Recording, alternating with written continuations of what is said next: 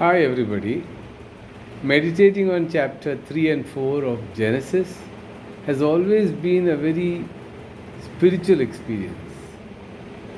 I've always read and reread and tried to understand what it implies, its theological meaning and depth, and also how it relates to our lives. Yesterday I was meditating on chapter 4 on the story of Cain and Abel. It's a very interesting story. What it teaches us is so beautiful. It's a story for all humanity.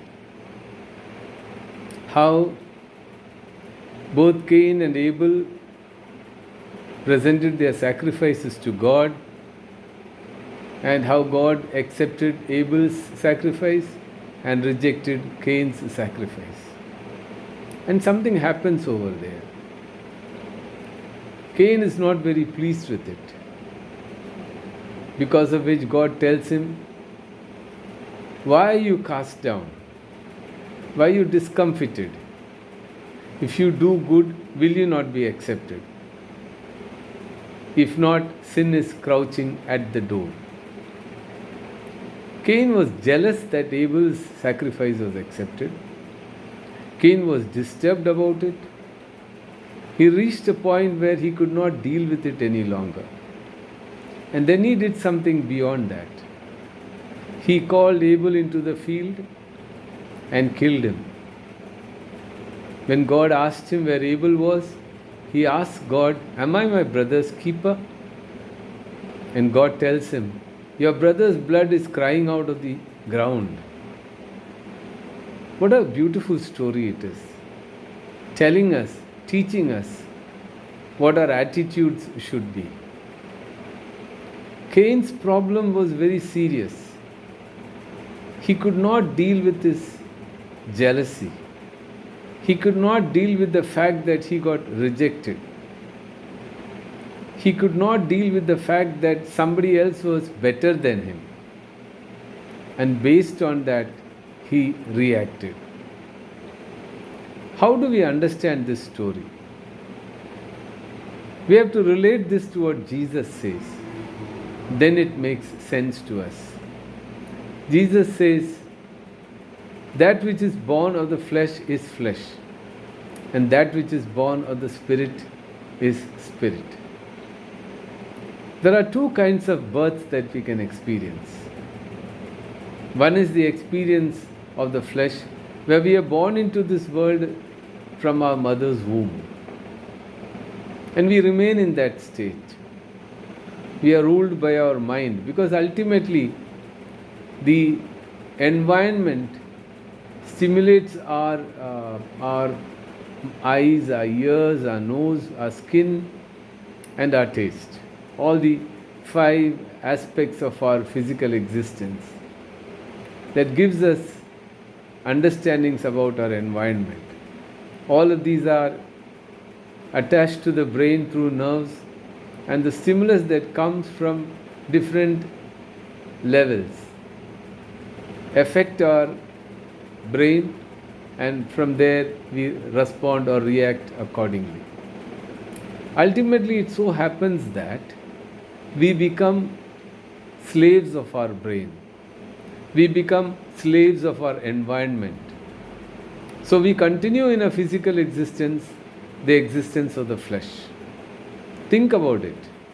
Cain had such a good chance to relate with God, but he allowed his senses to rule him, his mind to rule him, his emotions to rule him. And the end result was, he has no control over what he is doing. He has no control over what he is thinking. He doesn't identify himself with the identity that God has given him. And that is where we try to understand it differently when Jesus says, "That which is born of the Spirit is spirit." What is it to be born of the Spirit? In fact, the whole experience of the gospel is being born of the Spirit, is being born anew. That being born anew is changing our thought dimension, our thinking dimension, from a mental sphere to a sphere where I recognize myself as created in the image of God, the Dehi, the soul. So I recognize myself as the soul. Earlier, my soul was controlled by the brain, by the stimulus around me or stimuli around me. Earlier, my soul was the slave of the mental processes. When I start identifying myself as Dehi, as soul, then I, the soul, I, the being, take control over my person, over my thoughts, over the stimulus and the way they affect me, the stimuli and the way they affect me. And that is what Jesus says, being born of the Spirit. So when we are born of the Spirit, my soul recognizes the identity in God. And in recognizing the identity in God, I relate with everything in the world through my relationship with God. And that is what Paul says about the fruit of the Spirit. And he speaks about 9 characteristics that are the fruit of the Spirit, but there is only one fruit. There are 9 characteristics. It starts with love and ends with self-control. All these are various aspects of the fruit that we call the fruit of the Spirit. If there is love, there is joy. If there is joy, there is peace. So it goes on and on. We need to recognize this. In fact, the gospel of Jesus Christ is not about religion. The gospel of Jesus Christ has been so badly misunderstood and misinterpreted. Jesus points all of us to God. Jesus never does anything else. He doesn't ever point to himself. He says there are only 2 laws. Love the Lord your God with all your heart, with all your soul, with all your mind, and with all your strength.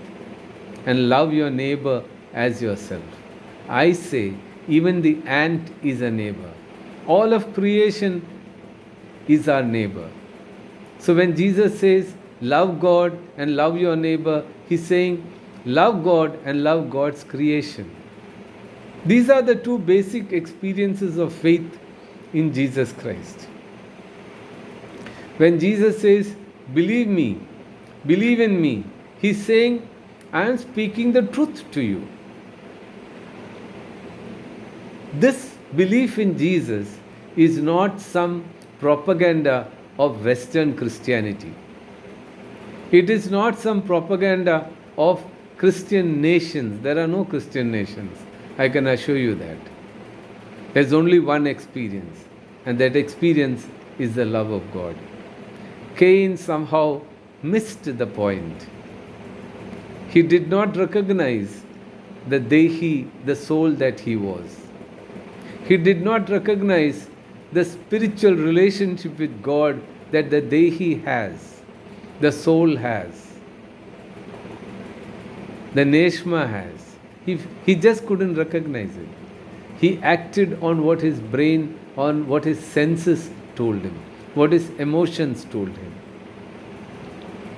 Come, let us understand the gospel of Jesus differently. A gospel that tells us to love God and love His creation.